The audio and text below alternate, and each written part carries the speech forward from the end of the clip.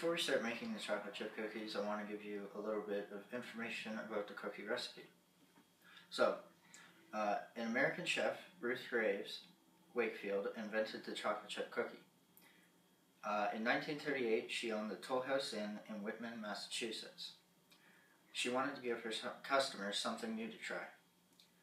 This recipe was published in a 1938 edition of her cookbook, Toll House Tried and True Recipes. She called it the Toll House Chocolate Chip Cookie, and it didn't take long for it to become a favorite in American homes. During World War II, care packages with these cookies were sent to soldiers overseas who shared them. Hundreds of soldiers wrote home asking that these cookies be sent overseas to them. Every package of Nestle chocolate chips sold in Canada and the US has a version of her recipe on the back. Today, a variation of this recipe is sold in commercial bakeries and shopping malls, as well as hotels and even airlines. On July 9, 1997, the chocolate chip cookie became the official state cookie after a third grade class from Somerset, Massachusetts, made the proposal. Common variations of this cookie today are M&M cookies, which the M&Ms replace the chocolate chips. Chocolate chip cookie, where the cookie dough itself is made out of chocolate.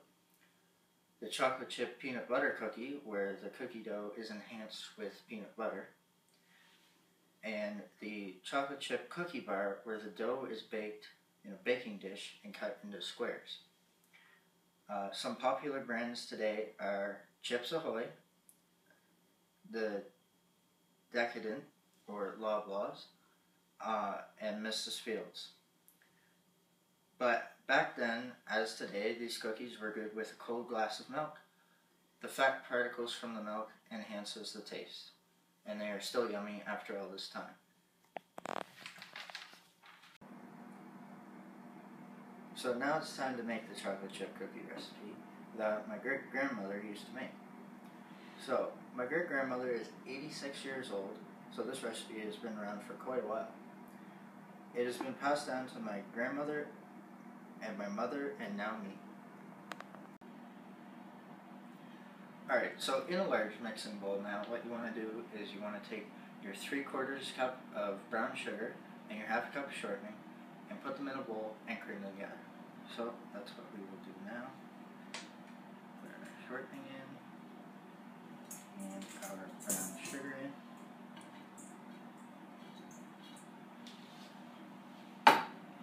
Alright, so to the creamy mixture you want to add 1 egg. So just want to crack it, break it, make sure there's no eggshell in it, which there isn't, and then just pour it in.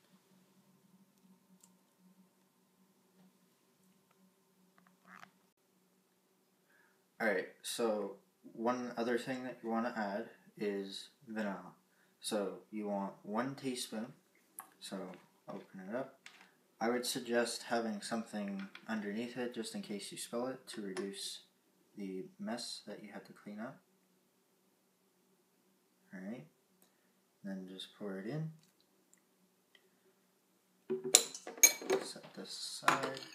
You want to make sure you close everything up so that way you don't spill it. And then all you want to do is stir it.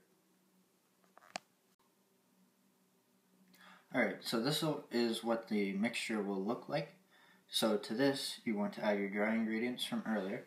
So we'll just pour that in. And it should come out very easily. Alright. And what you want to do now is mix it. So this is what the dough should look like after the dry ingredients have been stirred in. It should be a stiff dough. So pretty much what that means is it should be kind of hard to move. Last, add as many or few chocolate chips as you want. So we just have a various amount. We'll just pour it in there.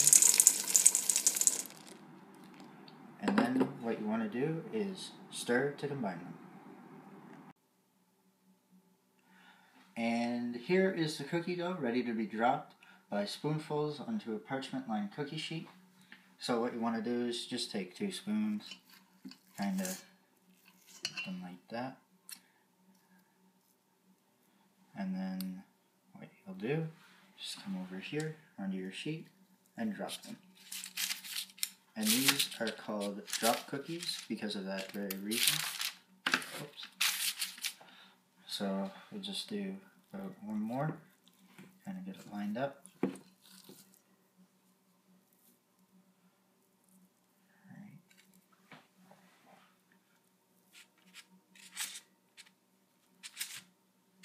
Alright, so you want to fill your pan, try and use up as much cookie dough as you can. If you want to do 2 pans, 3 pans, it's up to you. But we will be back when our pan is full, and I will show you guys what to do from there. Alright guys, so this is what your cookies will look like on a cookie sheet. You can do as many or as little as you want. I just chose to do this much. So yeah. So now what you want to do is just put them into your 350-degree oven, and we will be back when they are done. So this is hopefully what your cookies should look like at the end when they come out of the oven. So what we're going to do now is just take them off and put them on a rack to let them cool. Just use... Oops. They can be a bit slippery.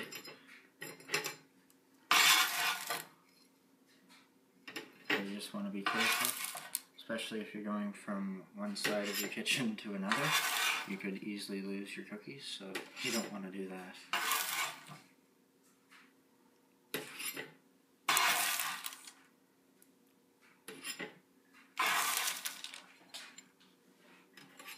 Alright, so these are your chocolate chip cookies. They should look similar. Probably not the exact same, but yeah, that is how you make chocolate chip cookies.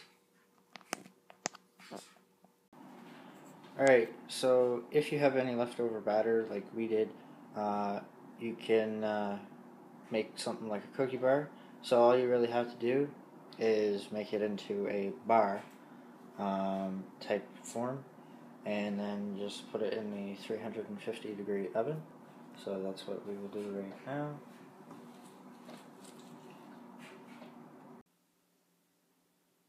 Alright guys, so with this recipe we made 16 cookies, and with the dough left over we made the chocolate chip cookie bar, which is right here. So that's what it turned out as. It looks really good. So this cookie bar should give you 6 bars, and yeah, I hope you guys enjoyed.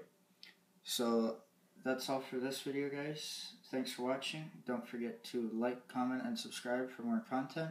Also, let me know if you guys have any ideas for any videos. Until next time, guys, peace.